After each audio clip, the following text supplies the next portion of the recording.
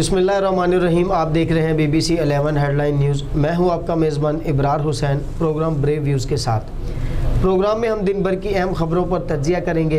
हमारे साथ मौजूद हैं तज्जिया निगार और सीनियर साफ़ी जनाब सरदार अमीन खान जतोई साहब। अस्सलाम वालेकुम। जी वालेकुम सलाम। प्रोग्राम में हम आपको खुशामदीद कहते हैं। जी शुक्रिया। आज दिन भर की अहम खबरों में से पहली खबर है कि हफ्ता और इतवार को मुकम्मल लॉकडाउन रहेगा।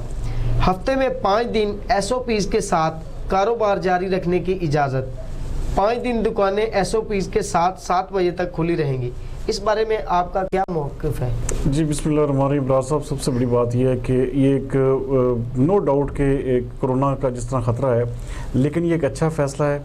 कारोबारी लिहाज से आप देखें कि लोग इस वक्त पिसे हुए हैं। लोग इस वक्त चाह रहे हैं कि हम लोग देखें, गुर्बत और अफलास का मारा हुआ मुल्क है हमारा। हमारे पास देखें हुकूमती कोई किसी किस्म की इमदाद नहीं है। ये सब एक कागज़ों की हद तक होता है। जो लोग कारोबार करते हैं उनको पता है कि जितने दिन लॉकडाउन रहा उन्होंने कैसे सर्वाइव किया। तो ये एक बेहद दानिशमंदाना फैसला है। और इसको हाँ, एक चीज़ है कि अब आवाम को और ताजरों को और ख़ास तौर पर जो कारोबारी तबका है उसको इस हवाले से SOPs पर सख्ती से अमल करना होगा, क्योंकि हुकूमत को मजबूर ना किया जाए कि वो मुकम्मल तौर पर लॉकडाउन और कर्फ्यू वाली सूरत की तरफ जाए। आप ये देखें इमरान साहब कि इंडिया में जिस तरह के मुकम्मल लॉकडाउन और कर्फ्यू हुआ उससे गुर्बत की शिद्दत में इजाफा हुआ।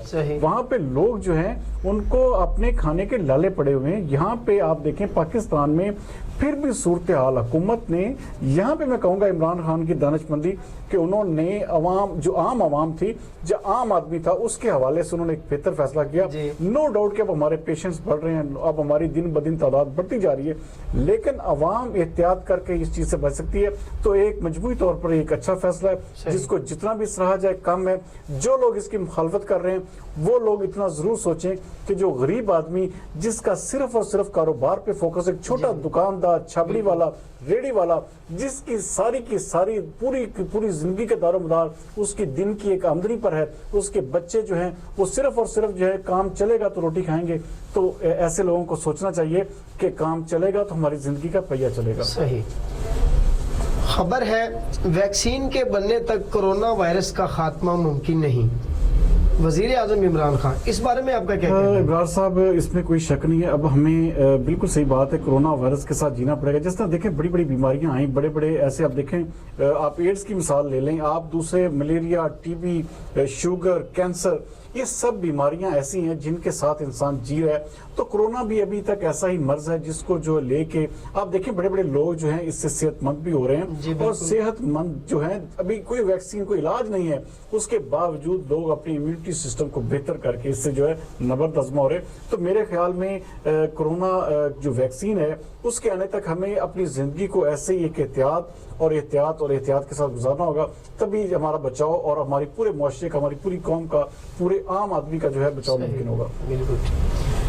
अगली खबर है, फवाद चौधरी का नवाज शरीफ के पाकिस्तान में होने वाले टेस्टों की तहकीकात का मुतालबा।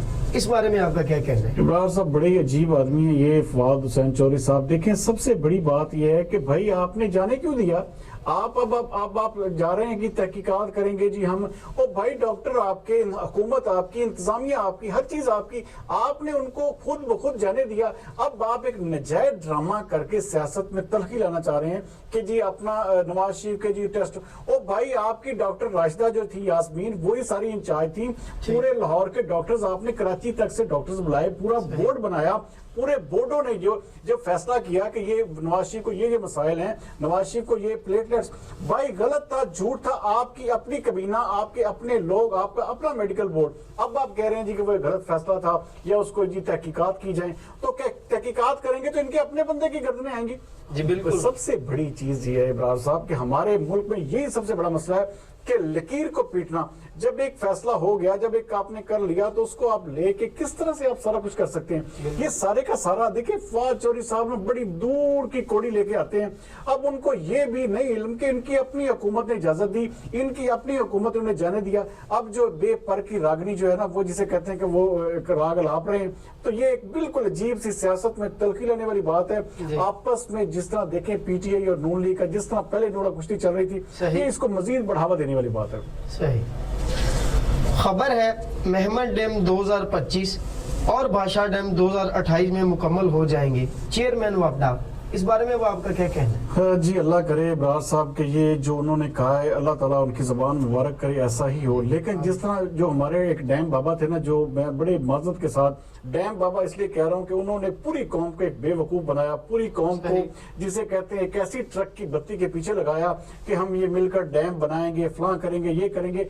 आप ये देखें, तमाम इश्तिहारात उनके जाने के बाद रुक गए, सब कुछ पानी की कमी जैसे जिंदगी में कभी थी नहीं। सही। ऐसा एक अनहोना, एक मैं कहता हूँ कि जिसे कहते कभी आज तक कभी ना किसी ने सुना ना हुआ कि आपने पूरे का पूरा एक नॉन इश्यू को इशू खड़ा करके आपने पूरे मुल्क की आवाम को बेवकूफ बनाया और वक्ती तौर पे हीरो बने। लेकिन आप मुकम्मल तौर पे सारे मामले में जीरो रहे। और साकिब निसार को यकीन माने तारीख जो है वो याद रखेगी तो एक बिंतहाई गलत मुनसफ के तौर पे याद रखेगी। तो मेरा एक जाती सा ख्याल है कि देखिए, चेयरमैन वापडा ने आज क्योंकि सुप्रीम कोर्ट में इस हवाले से केस की समाअत हुई क्योंकि जमीनों के कुछ मामला चल रहे थे, तो उन्होंने मुकम्मल तौर पे एक किस्म का सारे को समराइज करते हुए अदालत में ये यकीनदानी कराई है कि महमद डैम 2025 तक उसके तीनों फेज मुकम्मल हो जाएंगे और जो भाषा डैम है उसकी जो मुकम्मल जो उसकी प्रिपरेशन जो है उसकी भी ऊपर काम हो रहा है, तो वो 2028 तक हो जाएगी। देखें, बिजली हमारी अल्हम्दुलिल्लाह इस वक्त तक मुकम्मल तौर पर पूरी है और हम ये चाहेंगे कि हमारे ये दोनों डैम बने ताकि पानी की जो कमी का मसला है वो दोबारा ना हो। लेकिन जो एक पूरी वेव चली थी, पूरी एक किस्म का जिसे कहते हैं कि पूरी की पूरी गवर्नमेंट को मिलाइन करके इंतजामिया के सारे इंतजामी इख्तियारात अपने हाथ में लेके जो साकिब निसार साहब ने किया, वो तारीख में एक ऐसा जिसे कहते हैं नविश्ता दीवार है जो कि आने वाले मुनसिफों को जरूर याद दिलाता रहेगा कि कहां कहां पे गलतियां उन्होंने की। बिल्कुल।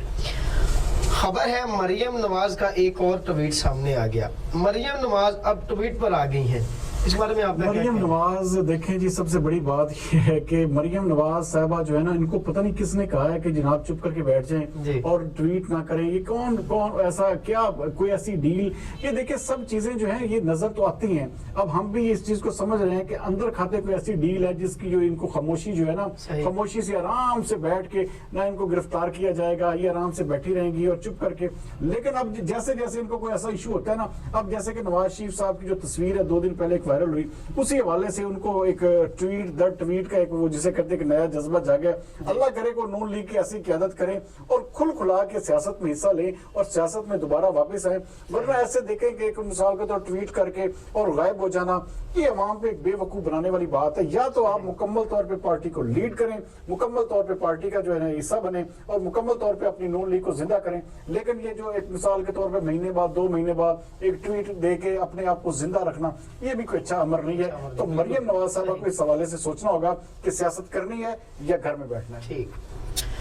खबर है हुकूमत के नोटिस के मुताबिक पेट्रोलियम की कीमतों में कमी। क्या पेट्रोल पंप पर शहरियों को पेट्रोल मुयस्सर होगा या नहीं, इस हवाले से देखें इब्रार साहब, बड़ी सूरत हाल जो है आज दिन भर जो है लोग बेचारे इस हवाले से कई पेट्रोल पंप इस हवाले से बंद पाए गए और हमारे अपने शहर फैसलाबाद में ये सूरत हाल है कि कई पंपों पे पेट्रोल मिल ही नहीं रहा था और जिन पे दस्तयाब भी था लेकिन वो दे नहीं रहे थे। जानबूझ के देखिए, अब देखें 7 रुपए रेट कम किया गवर्नमेंट ने, तो उनको बड़ी तकलीफ हो रही है। अब जब रेट बढ़ता है तो यही लोग जो है फायदा भी उठाते हैं। अब वो एक पेट्रोल को जो है वो जानबूझ के वो जिसे कहते हैं अपना डंप करना, जखीरा करने वाली बात है।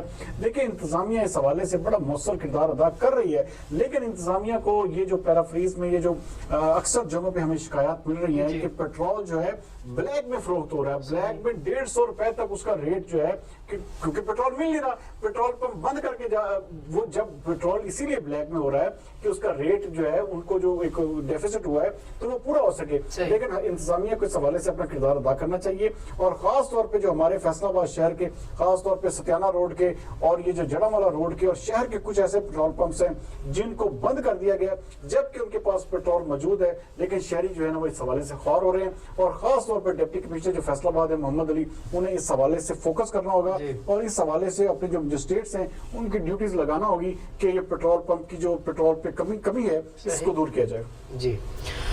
खबर है सोने की कीमत को फिर एक बार पर लग गए, इस बारे में आपका क्या कहना है? इमरान साहब, सबसे बड़ी बात यह है कि देखें इस मुल्क में महंगाई जो है ना, देखें पेट्रोल सस्ता हो रहा है। आप देखें असल जो एक कीमत है, असल जो चीज है ना, जो असल दौलत है वो सोना होता है। सोने की कीमत रोजाना की बुनियाद पे 600, 500, 300, 400, अब 98,100 रुपया इस वक्त आज की जो कीमत है। इस वक्त जो हमारे जराये ने कंफर्म किया है कि 98,100 रुपया तोला है। आप ये देखें कि इससे क्या होता है, इससे आपके जरिए मुबादला जो है उस पर भी फर्क पड़ता है, आपके जो कर्जा जात है उस पर फर्क पड़ता है, आपके दिन ब दिन डॉलर की कीमत भी बढ़ती है।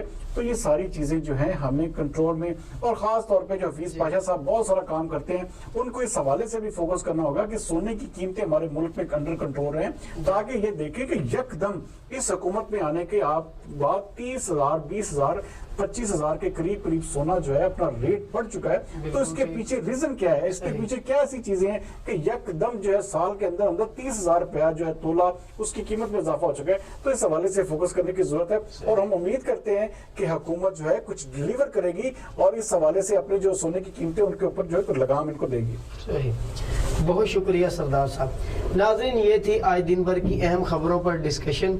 कल तक के लिए मुझे दीजिए इजाजत। पाकिस्तान जिंदाबाद।